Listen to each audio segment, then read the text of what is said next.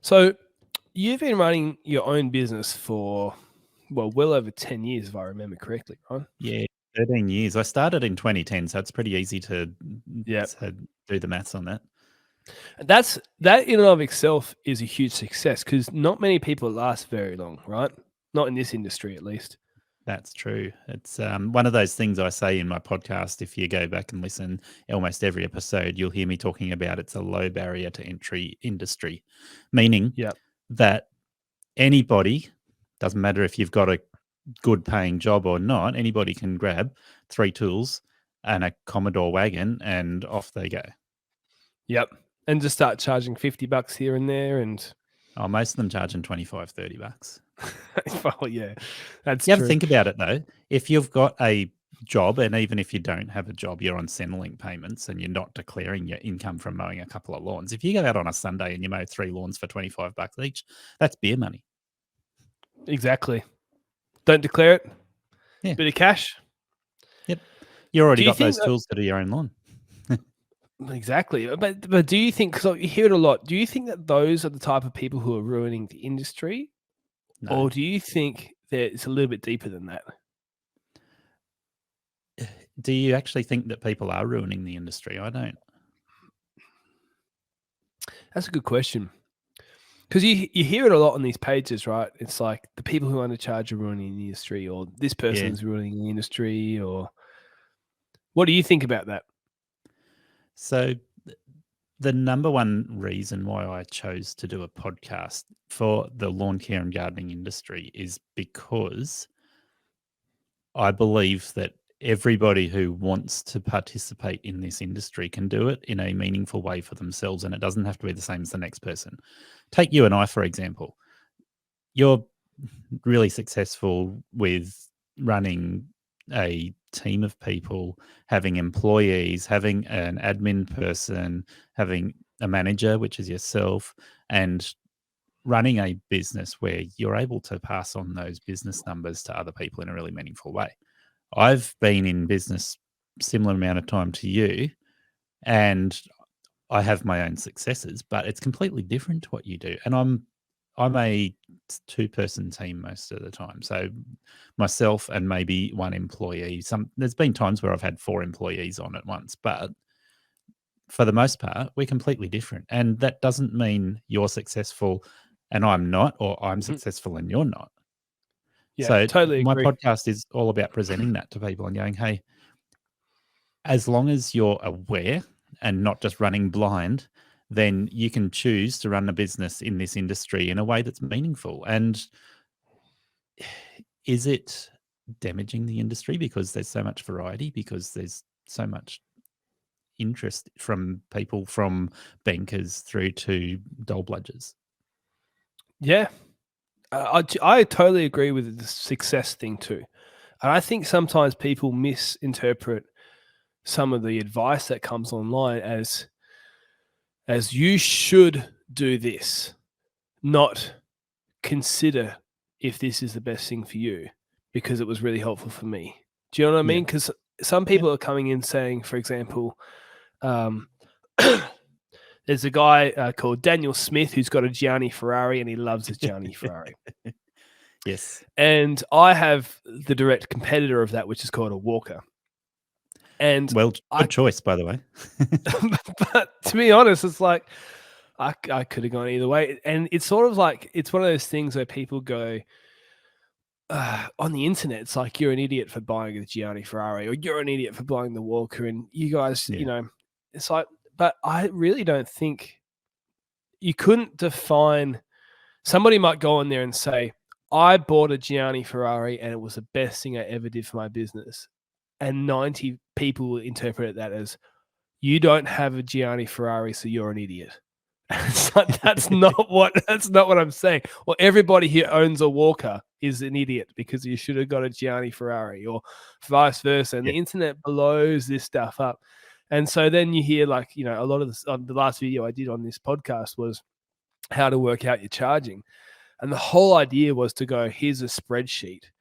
And Yeah. hopefully you can use your own numbers to work out what suits you instead of undercharging, and undercharging compared to your own numbers, not undercharging compared to what I'm doing.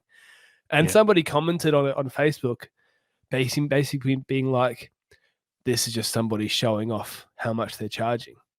It's like, oh, no, it's not. Oh, It's the dear. complete But opposite, right? it's the And internet's like that. I'm not saying that you need to charge certain amount, otherwise you're a cowboy. It's like you need to charge at some point enough money to make money, and that's all I care about. And if it's half the price we're charging, it doesn't bother me at all. yeah, so like that comment on your video saying that you're just bragging about how much you're charging. I occasionally get people point out to me the exact opposite of what I'm trying to achieve on the podcast and going, oh yeah, don't listen to these people who are saying this. There's only one way to look at this. And it's like, actually, I'm trying to Yeah, promote that there's not just one way to look at these things. So yeah, I love the debates like mulch versus catch and, yeah, totally. Sandley versus what Toro. Yeah, But yeah, at the end of the day, you can run a business with a Sandley mower. You can run a business where you're you can catching all of the grass. You can run a business where you're mulching all the grass. The 100%. biggest thing that I've promoted is maybe you could do both. Maybe you don't have to do it one way or the other way in order to be successful. This is one of the things that I think I want to try and find a photo if I can, Uh-oh.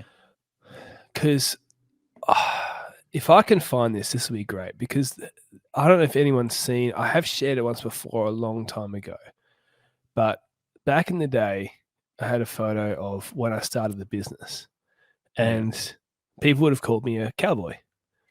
I'll see if I can find it. It might take me a little bit to find because it'd be deep in the recesses of my. I would have labeled myself as a cowboy back when I started, and some people probably still would label me as a cowboy. Yeah, look, I would have labeled myself as a cowboy because I had an X Trail. That's when I started. That's better than a Commodore wagon. Wow. It's by how many percent? 1% better. Okay. It's not magnitudes better, that's for sure. Well, it depends on what you're rating, right? If you're a diehard Holden fan, then no. But if you're talking about space and ease of use for running your business, yeah, 1%. Yeah, it's not much, I have to be honest. Yes. I'm going to try. It will take me a little bit to find it on here. Oh, So good. while I'm trying to find it, what were you? No, that's not what I wanted. I'm going to remove that for now. No worries. While I'm trying to find this, why don't you tell me 13 years ago what Garry was like when he started? What I was like. So As in what business-wise or yeah, what what I was looked what was the like? business like? What were you thinking? What were the not embarrassing? I don't want to embarrass you, but like the there's I things didn't that you have look quite back as on much grey in that hair there. No. Slightly better looking. Oh, yeah. No, heaps better. Objectively speaking. So business-wise, what was I like 13 years ago? I was going to look a lot like a cowboy, but I thought I knew what I was doing. So much like a lot of people in this industry, very headstrong, I know what the right way to do things is. And I had experience. So I had already, 13 years ago, I already had experience using zero-turn mowers and ride-on Right. mowers and using whippersnippers and blowers and looking after, because I grew up on 2.5 acres and we kept that place looking spectacular. Yeah. So when I say spectacular, excuse me, when I For say residential spectacular, property or it was like we never knew how to do vertical edging, so not that spectacular. And we didn't use a cylinder mower; we used a ride-on. well, look, we can talk about cylinder mowers later. But So yeah, I went into business thinking I knew what to do, and to the point that I bought a lawn mowing run off my friend, and I had told my friend what he should do in order to start that lawn run before I bought it off him, because I knew more about lawn mowing than he did. So I thought I was pretty good expert, right? I'd already helped him start his business, and then I bought his business off him when he went and changed what he wanted to do something else. So I thought I knew what I was on about. What gave you look? Because this reminds me of me a little bit, right? Like all the confidence because I'd listened to some stuff on YouTube for about 15 minutes, so I knew what I was Yeah. talking about. Why do you think? Why is that a common theme? Do you think it might just be that you have to have that level of arrogance to actually start a business? Do you know what I mean? Yeah, I think there's Like, is that, but also another factor that's really big with lawn mowing is that it's a technical job. And I'm using the word job rather than business because what most people do when they start lawn mowing is they're buying themselves a job. And yeah, being a technical job, the technically minded person is the expert in whatever they do. That's the way that a technical mind functions. So if you're technically minded, you're possibly on the autistic spectrum a little bit, and mhm, that means that you're going to consider yourself an expert somewhat. And if you're not the expert already, you're going to study it, you're going to YouTube it until you believe you are the expert. right. So yeah, And it's sort of bred into the type of people that like to do it. yeah, and that's sort of what I feel like too. Is like because you have to have when you're doing something that fully depends on you, right? And that's like individual sports or small business Yeah, is such an obvious thing. There needs to be a healthy level of arrogance, right? And maybe arrogance isn't the right word, but I think it's a word that people understand at least, where you at least have some steel in your spine. You're at least not a pushover. And people who yeah, have that I'm not a pushover also go a little bit too far into I know more than what I really know, or I'm too, yes, and that comes back to that sort of con man attitude. But that reminds me of me when I was young because I had done a few things that were sort of cool, and a bit challenging. And yeah, so at 19 years old, I was like, yeah, I can start my own business and I can hire people. And I couldn't, well, I could, but yeah. I was what I thought I was compared to what I really was knowledge wise was just two completely different things. And on that note, here's a photo I found. This is what Silverstone gardening was when I started, believe it or not. So that's I'm my looking X at that trail. photo and going, all right, the signage looks like it's still Silverstone, yeah? It's still Silverstone. So I Yeah. did know a thing or two. I had You read look a like few you're marketing 15. books. That was my first employee. So Ah, this is okay. this is probably a year into having a business, something And you've like got that. the trail running well, pulling the trailer. The X Trail's there. Yeah, that's the old trusty steed, and that is a Super Swift with a Kohler engine on it. I still have that in my shed. It doesn't work I was going to anymore. say, is that a cylinder mower? Because it looks kind of silly for a cylinder mower.